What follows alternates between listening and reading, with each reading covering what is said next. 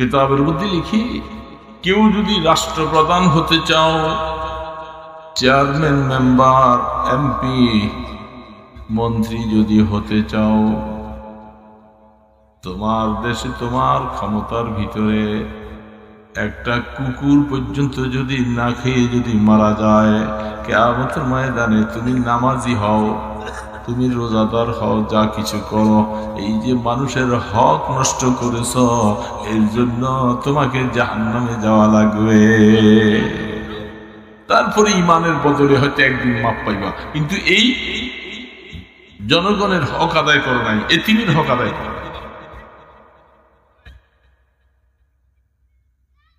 হাদিস শরীফের মধ্যে আল্লাহ রাসূল বলেন, স্পষ্ট হাদিস আসছে, কোন একটা লাশ জানাজার জন্য আসছে, ফাউতিয়া বিজানাজা, রাসূল জিজ্ঞাসা করছে, আলাহু দাইনুন, এই লোকটা কোন ঋণগ্রস্ত কিনা? উত্তর দিল, না, তিনি ঋণগ্রস্ত না, তার জানাজা দিল। আরেকজন আসলো, তার ব্যাপারে জিজ্ঞাসা করা হলো, তার ব্যাপারে বলা হয়েছে সালাসাতু দানানির, সে 3টা দিনার ঋণগ্রস্ত এবং 3টা দিনার শোধ করার মতো তার টাকাও আছে। ফাসাল্লা আলাইহি, আল্লাহ রাসূল তার নামাজে জানাজা পড়লেন। 3 নম্বরে আরেকটা লাশ আসছে, জিজ্ঞাসা করলেন, আলাহু দাইনুন, সে কি ঋণগ্রস্ত কিনা? বললেন, সে ঋণগ্রস্ত, ঋণ শোধ করার তৌফিক আছে কিনা? বলে নাই। রাসূল বললেন, সাল্লু আলা আখি, প্রথম বললেন যে তোমরা তোমাদের ভাইয়ের জানাজা পড়ো, আমি পড়ব না। সাহাবায়ে কেরাম বলেন, রাসূল জানাজা পড়বে না, আমরা পড়বো, এটা তো হতে পারে না, কি ব্যাপার? বলে, সেই ঋণগ্রস্ত, কারণ ঋণের বোঝা নিয়ে কবরে যেতে রাসূল নিষেধ করেছেন। বিশাল নামাজের সওয়াব, যাকাতের সওয়াব, হজের সওয়াব, তাসবিহ তাহলিলের সওয়াব, যা কিছু তুমি অর্জন করেছো, কিয়ামতের ময়দানে পাওনাদার যখন তোমার সামনে আসবে, সেদিন টাকা নাই, পয়সা নাই, দিনার নাই, দিরহাম নাই, তখন এই টাকার বিনিময়ে কতটুকু সওয়াব দরকার, তোমার আমলনামা থেকে সওয়াবগুলি কাটতে থাকবে, আর ওর আমলনামায় যোগ হবে, হতে হতে এই আমার উম্মত মনে রাখো, নেকের বোঝা নিয়ে যাইবা, সব শেষ হয়ে যাবে, পাওনাদার এখনো শেষ হবে না।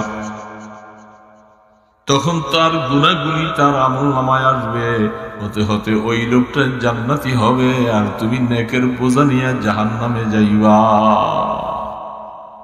এই জন্য আল্লাহ রাসূল বলেন, উম্মত, কবরে যাওয়ার আগে মানুষের দেনা পরিশোধ করে আসবা, ঋণগ্রস্ত অবস্থায় দুনিয়ার থেকে আইসো না, অথবা ঋণ পরিশোধ করার ব্যবস্থা করে আসবা, নতুবা ঋণওয়ালার কাছে মাফ চাই আসবা।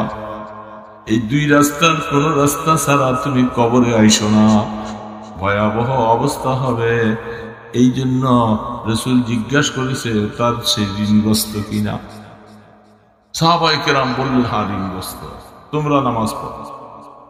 সাহাবায়ে কেরাম দেখলেন 3টা দিনার ঋণগ্রস্ত শোধ করার মতো ব্যবস্থা নাই। আল্লাহ রাসূল তখন বললেন, এই কথা বলার পরে সাহাবায়ে কেরামের পক্ষ থেকে কয়েকজনের দাঁড়িয়ে গেলেন, ইয়া রাসূলুল্লাহ, দাইনুহু আলাইয়া, তার ঋণটা আমরা শোধ করে দিব, আপনি নামাজে জানাজা পড়ুন। ঋণ শোধ হইল, নামাজে জানাজা। তারপর আরেকটা লাশ আসলো, আল্লাহ রাসূল বলতেছে, তার ঋণ আছে কিনা? বলে, হ্যাঁ, ঋণগ্রস্ত, অভাবী, ঋণ দেওয়ার মতো শোধ নাই, ছোট বাচ্চা, এগুলি সব এতিম অবস্থায়, দুনিয়ার থেকে বাবা চলে যাচ্ছে, তাদের ভরণ পোষণের কোনো ব্যবস্থা নাই। তখন আল্লাহ রাসূল বলেন, মান তারাকা যায়ান, যে ব্যক্তি এমন অবস্থায় দুনিয়ার থেকে যাবে, ঋণ শোধ করার ব্যবস্থাও নাই, বাল বাচ্চার খাওয়ানোর কোনো ব্যবস্থা নাই। এরকম যদি সে রেখা যায়, রাসূল জানাজাটা সামনে রেখা নিজের কাঁধের উপরে হাত দিয়া বলে ওয়াদাইনুহু আলাইয়া, এই লোকটার ঋণ এবং তাদের বাচ্চাগুলির ভরণ পোষণের দায়িত্ব আমি নবীর কাঁধে। কারণ আমি রাষ্ট্রপতি, নবী তো ভিন্ন মাসালা, রাষ্ট্রীয় ক্ষমতা আমার হাতে। আর আমার এই অবস্থার মধ্যে এই বাচ্চাগুলি এতিম, বিধবা, তাদের কোনো ব্যবস্থা নাই, কিছু নাই। আমি রাসূল তাদের জিম্মাদারিটা আমার কাঁধে নিয়ে নিয়েছি, তাদের খোঁজ খবর নিব, তাদের রাষ্ট্রের পক্ষ থেকে তাদের ভরণ পোষণ দেওয়ার চেষ্টা করব। এগুলির নাম হলো মানুষের হক আদায় করা, দেশের গরিব অনাথ যারা আছে তাদের খোঁজ খবর। দোস্ত, আমরা এখন এমন এক যুগে আইসা পড়ছি, আমাদের রাষ্ট্রপ্রধানরা, ডিসি, এসপি, এমপিরা, তারা জনগণের অর্থ আত্মসাৎ, মানুষের কোটি কোটি টাকা তারা আত্মসাৎ করে নিজেরা বড়লোক হইতেছে। বিদেশে নিয়ে টাকাগুলি সব আত্মসাৎ করে রাখে, বাড়ি গাড়ি বানাইতেছে, আর এই দেশে মানুষ না খেয়ে মরে। তুমি হাজারো বার যদি হজ করো, বৎসরে বৎসরে উমরা যাও, খোদার কসম তোমার উমরা আর হজের সওয়াব কোনোটাই কাজে আসবে না। রাষ্ট্রের সম্পদ, জনগণের হক নষ্ট করেছ, এই কারণে তোমাকে হ্যান্ডকাপ লাগাইয়া জাহান্নামে নিয়ে যাবে।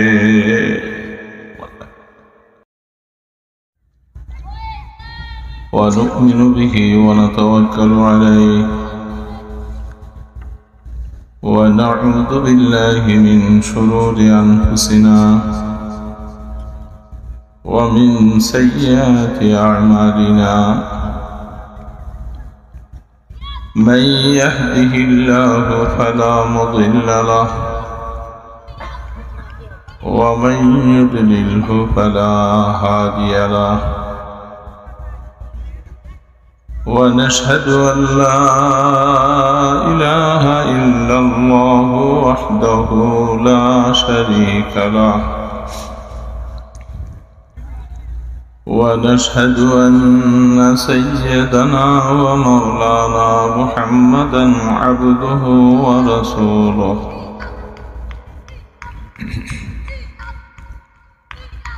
أما بعد فأعوذ بالله من الشيطان الرجيم بسم الله الرحمن الرحيم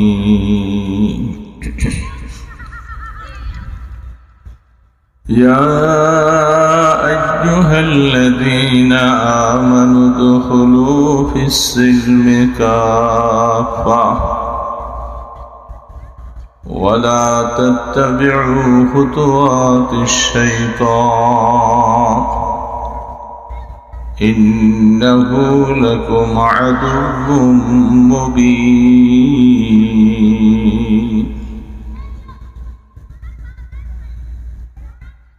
قال رسول الله صلى الله عليه وسلم من أحب لله وأبغض لله وأعطى لله ومنع لله فقد استكمل إيمانه أو كما قال النبي عليه الصلاة والسلام درود شريف اللهم صل على محمد وعلى آل محمد كما صليت على إبراهيم وعلى آل إبراهيم إنك حميد مجيد اللهم بارك على محمد وعلى آل محمد كما باركت على إبراهيم وعلى آل إبراهيم إنك حميد مجيد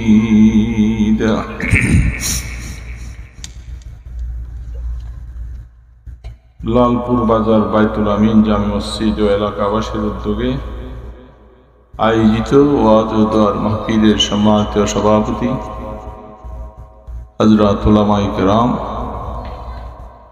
মুরব্বিয়ানে ইজম, দিনদার মুসলমান ভাইরা, আল্লাহ পাকের শুকর, তিনি এখন পর্যন্ত আমাদেরকে ঈমানের উপরে হায়াত দিয়েছেন। আলহামদুলিল্লাহ।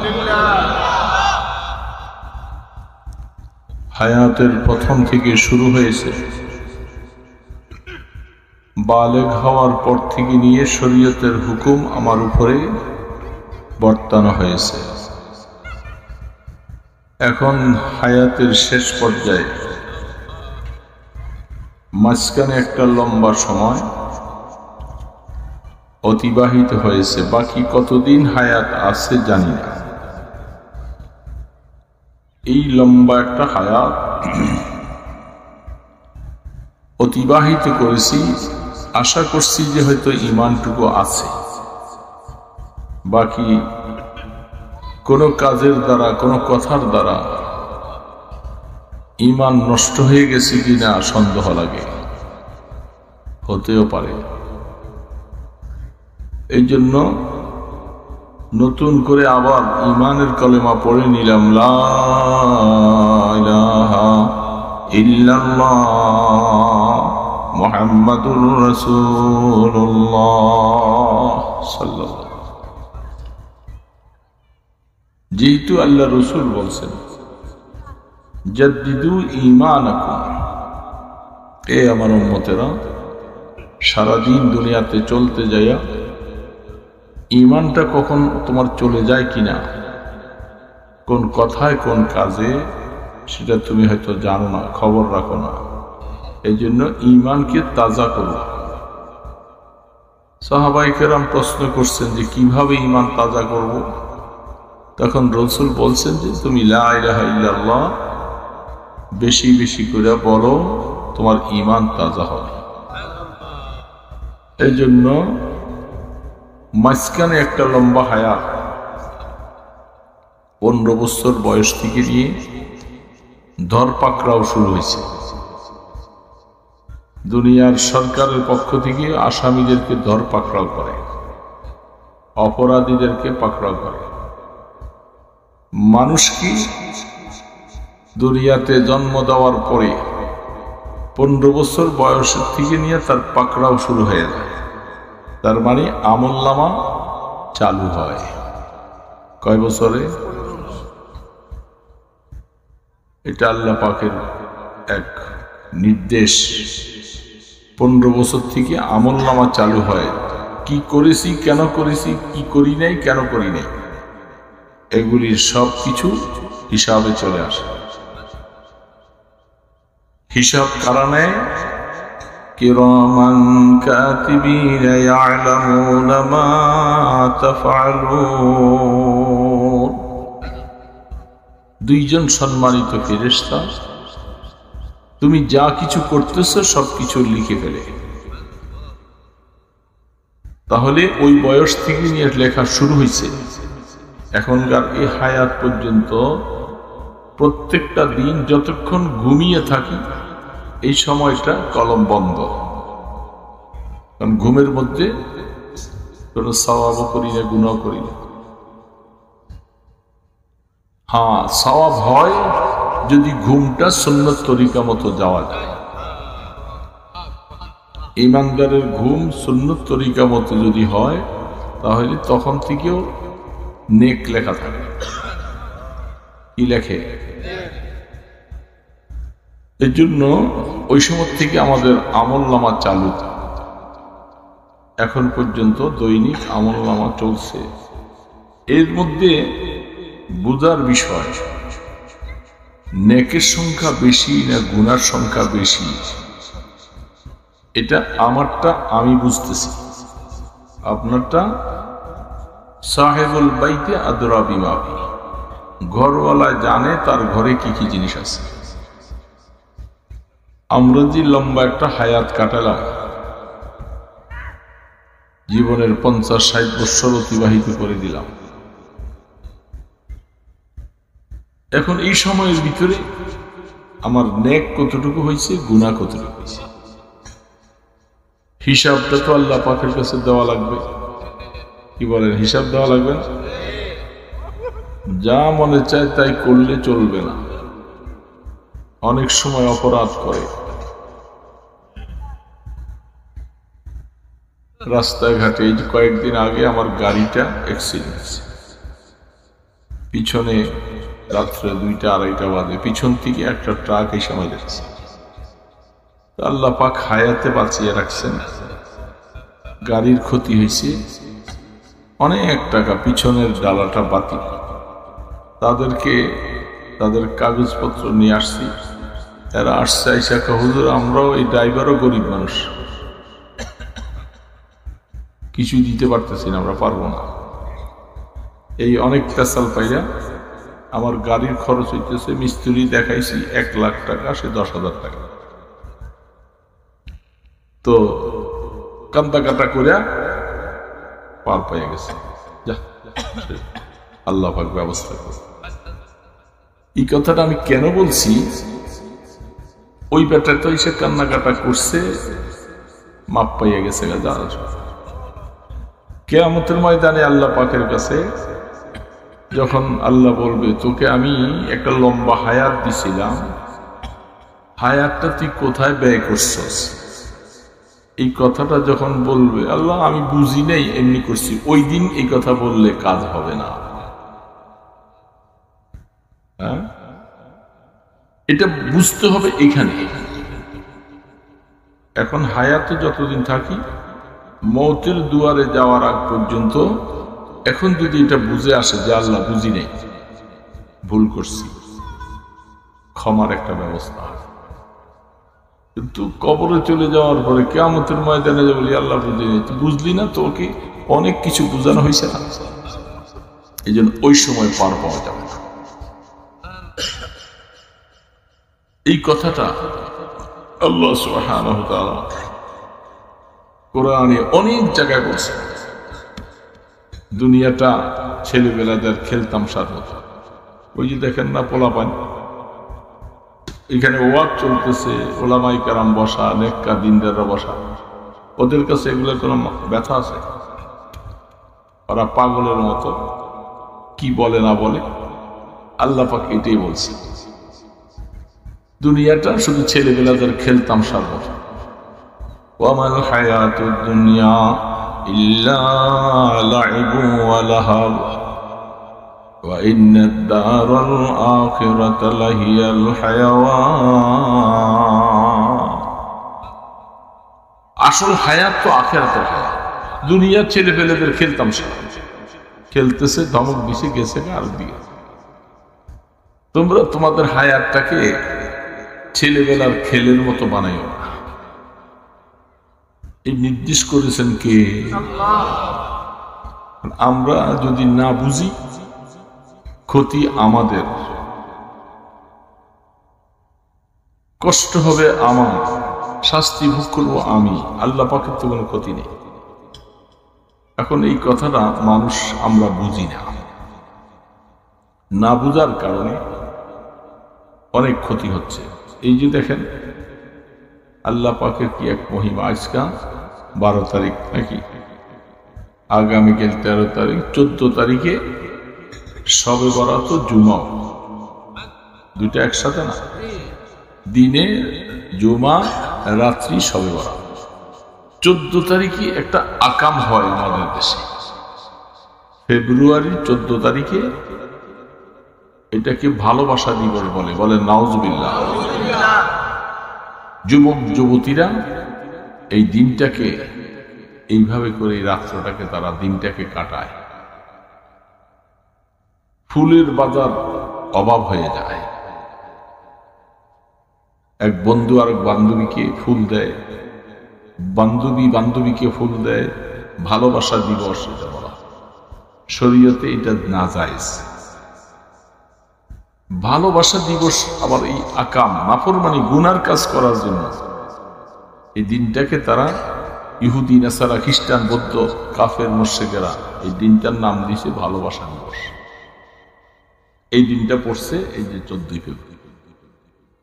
এই দিনের মধ্যে আল্লাহ পবিত্র জুমার দিনও দিছে, রাত্রে শবে বরাতও দিছে, আবার এই দিনটার মধ্যে নাফরমানেরা ভালোবাসা দিবসও পালন করে।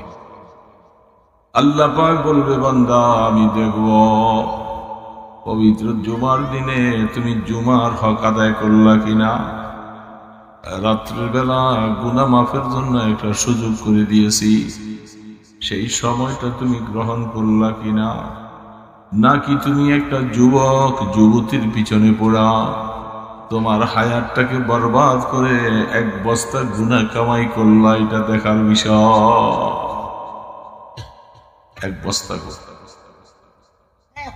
ভালোবাসা দিবস। আল্লাহু আকবার। ভালোবাসার কতগুলি ক্ষেত্র আছে, কাকে ভালোবাসতে হবে, কাদেরকে ভালোবাসতে হবে, এটার ক্ষেত্র আছে না? সবচেয়ে বেশি ভালোবাসতে হবে আল্লাহ। কাকে? আল্লাহকে। আমাদের মাওলানা নজির সাহেব হুজুরও আসছে, হুজুর আইসা বলবে, আমি কিছু কথা বলার পরে হুজুর সবচেয়ে বেশি ভালোবাসবো আল্লাহকে, ভালোবাসবো আল্লাহর জন্যই সমস্ত ভালোবাসা। মান আহাব্বা লিল্লাহ, যে ভালোবাসা সমস্ত কাজ, দুনিয়ার যা কিছু কাজ করবো এটা আল্লাহ পাকের ভালোবাসার উদ্দেশ্য। আমার ছোট বাচ্চাকে, সন্তানকে আমি ভালোবাসবো, চুমা দিব, আদর করবো, কোলে নিব, এটা আল্লাহ পাকের নির্দেশ, আল্লাহকে সন্তুষ্টি করার জন্য,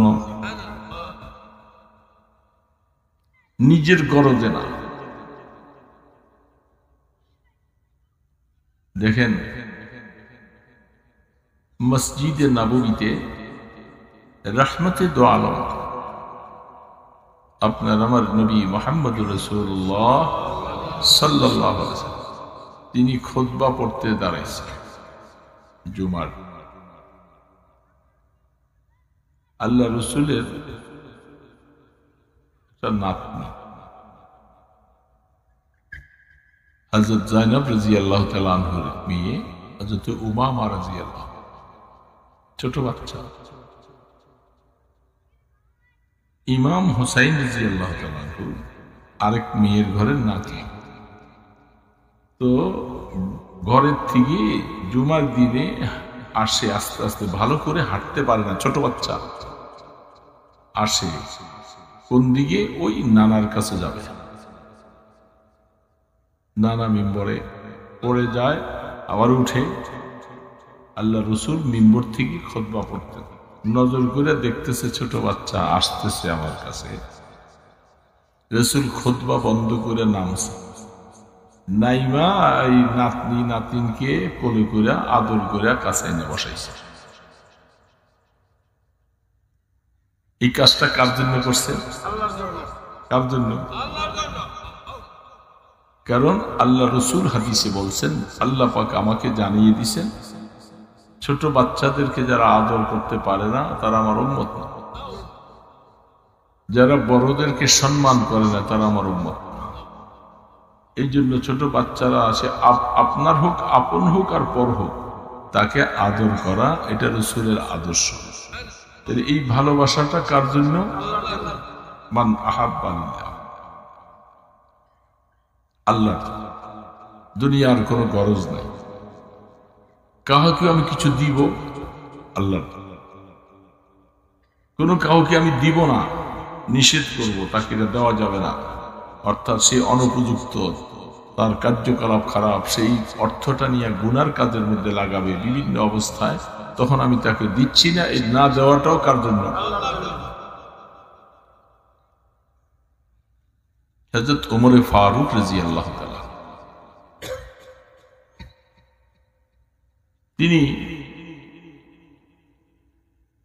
বসে আছেন, তার সামনে তিনি তখন খলিফাতুল মুসলিমিন,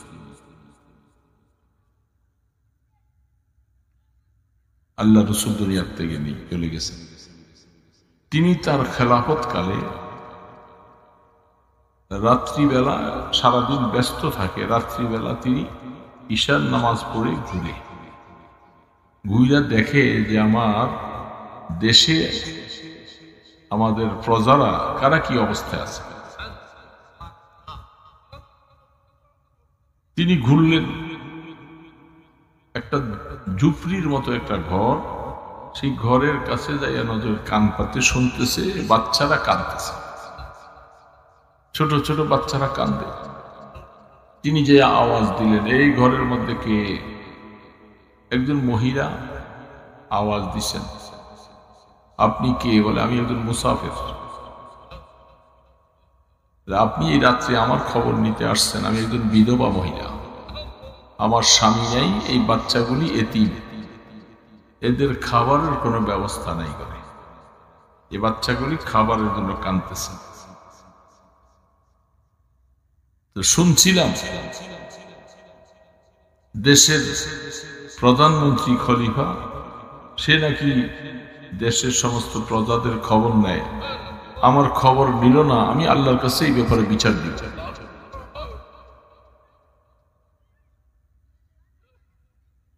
খলিফাতুল মুসলিমিন ওমর ফারুক রাদিয়াল্লাহু তাআলা আনহু দৌড়ে চলে আসছে, বাইতুল মালের গোলামকে সাথে নিয়ে বলতেছে, খোলো। বাইতুল মাল থেকে একটা আটার বস্তা, বলে, এই গোলাম বস্তাটা আমার কাঁধে দাও। গোলাম বলতেছে, আপনি একজন রাষ্ট্রপতি, আপনি কি বলতেছেন আটার বস্তাটা আপনার কাঁধে দেওয়ার জন্য? আমি আসি না। বলে, না, আমার কাঁধে দাও। না, দুইবার তিনবার বলার পরে গোলাম বারবার বলতেছে বস্তাটা আমার কাঁধে। খলিফাতুল মুসলিমিন বলতেছে, গোলাম শোন, এ দেশের খলিফা কি তুমি না আমি? বলে, খলিফা আপনি।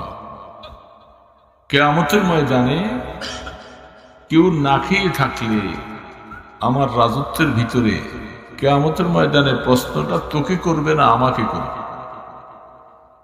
গোলাম কোন জবাব নেই।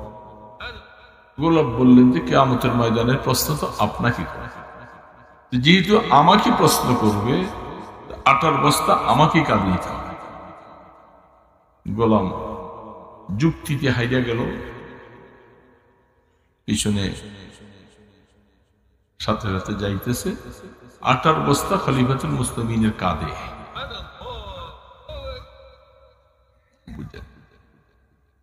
বুঝা নিবেন, খলিফাতুল মুসলিমিন মানে প্রধানমন্ত্রী, রাষ্ট্রপ্রধান। এতিম বাচ্চাদের কান্নার কারণে আটার বস্তা কাঁধে নিয়ে রওনা। যেয়া বস্তা ফেলাইছে, গোলামকে বলতেছে, তাড়াতাড়ি চুলা জ্বালাও, রুটি বানাও, আমি বসে আছি, আমি তোমার সাথে সহযোগিতা করব। এই বাচ্চাগুলাকে কান্না শুনছি তো, আমি তাদের মুখে হাসি দেখে যেতে চাই, তাদের খানা পাকে। ওই মহিলা বলতেছে, আসলে ওমরে ফারুককে খলিফা না বানাইয়া আপনার মতো মুসাফিরকে খলিফা বানানো দরকার।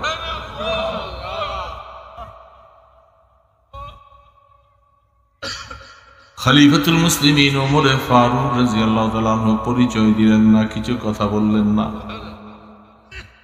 আমরা তো এমন সময়ের মধ্যে, বাবা, আরে আমার চিনো নাই, আমি তো অমুক, আমি ওই চেয়ারম্যান, ওই মেম্বার, ওই টিনু, অমুক সমক, হ্যাঁ, আমার চিনো নাই, হলো চিন্তা রাখি, সব কথা গোপন। কার জন্য? কার জন্য? বলে, তুমি আগামীকাল খলিফাতুল মুসলিমিনের দরবারে যাইও। মহিলা বোরকা পরিহিতা, বাচ্চা রেখে জয়াসী দরবারের মধ্যে যাইয়া নজর করে দেখে যে, আরে রাত্রি যে লোকটা মুসাফির নামে পরিচয় দিয়েছিলেন তিনি দেখি ওমরে ফারুক।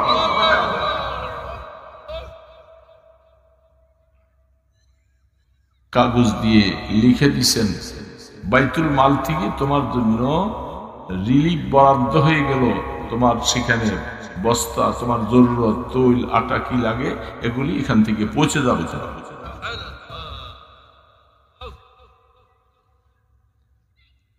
এরা এই কাজটা কেন করল? আল্লাহর ভয় করছে আর আল্লাহর সন্তুষ্টি অর্জনের জন্য করেছে। কিতাবের মধ্যে লিখি, কেউ যদি রাষ্ট্রপ্রধান হতে চাও, চেয়ারম্যান, মেম্বার, এমপি, মন্ত্রী যদি হতে চাও, তোমার দেশে তোমার ক্ষমতার ভিতরে একটা কুকুর পর্যন্ত যদি না খেয়ে যদি মারা যায়, কিয়ামতের ময়দানে তুমি নামাজি হও, তুমি রোজাদার হও, যা কিছু করো, এই যে মানুষের হক নষ্ট করেছ, এর জন্য তোমাকে জাহান্নামে যাওয়া লাগবে। তারপরে ইমানের বদলে হয়তো একদিন মাপ পাইবা, কিন্তু এই জনগণের হক আদায় করো নাই, এতিমের হক আদায় করো।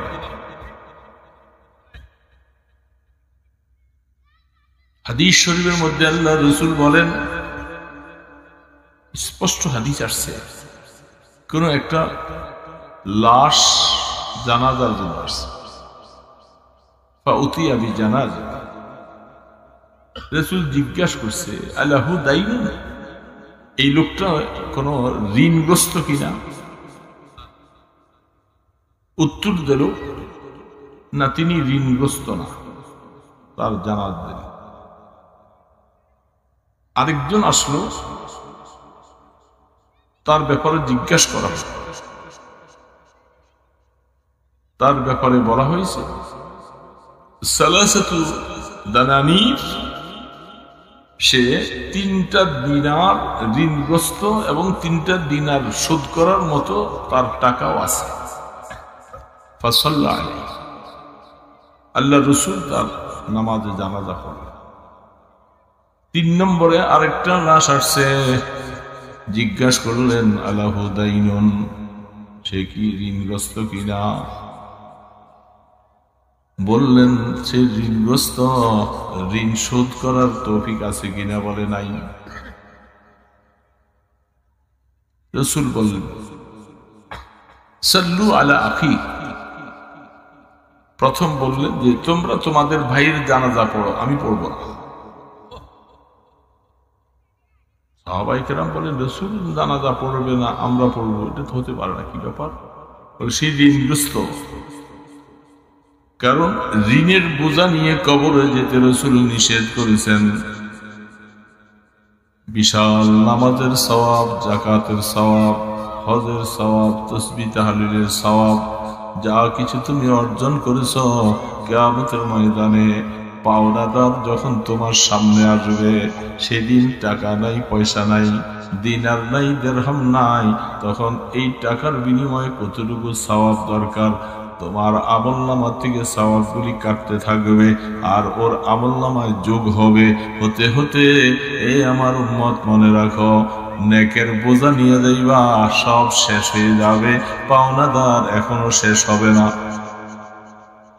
তখন তার গুনাহগুলি তার আমলনামায় আসবে, হতে হতে ওই লোকটা জান্নাতি হবে, আর তুমি নেকের বোঝা নিয়ে জাহান্নামে যাইবা। এই জন্য আল্লাহ রাসূল বলেন, উম্মত, কবরে যাওয়ার আগে মানুষের দেনা পরিশোধ করে আসবা, ঋণগ্রস্ত অবস্থায় দুনিয়ার থেকে আইসো না, অথবা ঋণ পরিশোধ করার ব্যবস্থা করে আসবা, নতুবা ঋণওয়ালার কাছে মাপ চাই আসবা। এই 2 রাস্তার কোন রাস্তা ছাড়া তুমি কবরে আইসো না, ভয়াবহ অবস্থা হবে। এই জন্য রাসূল জিজ্ঞাসা করেছে, তার সে ঋণগ্রস্ত কিনা? সাহাবায়ে কেরাম বললেন, হ্যাঁ, ঋণগ্রস্ত, তোমরা নামাজ পড়ো।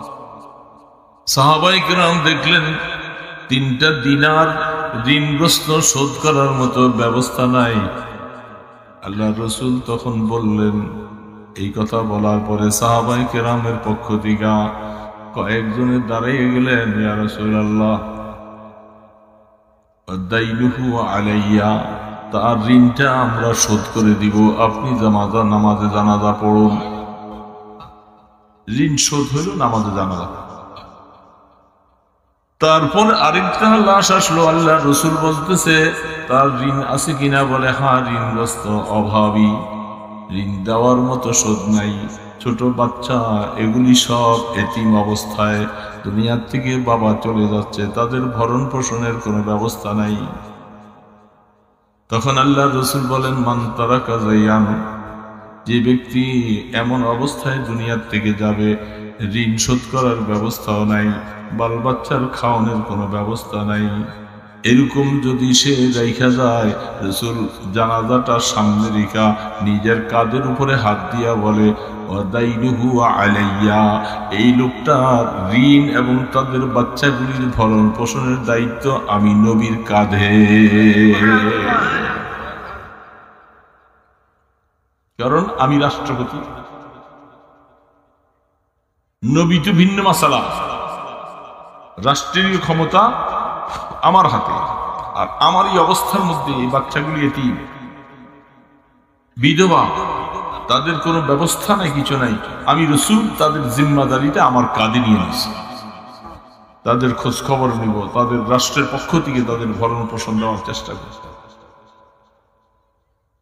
এগুলির নাম হলো মানুষের হক আদায় করা, দেশের গরিব অনাথ যারা আছে তাদের খোঁজ খবর। দোস্ত, আমরা এখন এমন এক যুগে আইসা পড়ছি, আমাদের রাষ্ট্রপ্রধানরা, ডিসি, এসপি, এমপিরা, তারা জনগণের অর্থ আত্মসাৎ, মানুষের কোটি কোটি টাকা তারা আত্মসাৎ করে নিজেরা বড়লোক হইতেছে, বিদেশি নিয়ে টাকাগুলি সব আত্মসাৎ করে রাখে, বাড়ি গাড়ি বানাইতেছে, আর এই দেশে মানুষ না খেয়ে মরে। তুমি হাজারো বার যদি হজ করো, বৎসরে বৎসরে উমরা যাও, খোদার কসম তোমার উমরা আর হজের সওয়াব কোনোটাই কাজে আসবে না। রাষ্ট্রের সম্পদ, জনগণের হক নষ্ট করেছ, এই কারণে তোমাকে হ্যান্ডকাপ লাগাইয়া জাহান্নামে নিয়ে যাবে।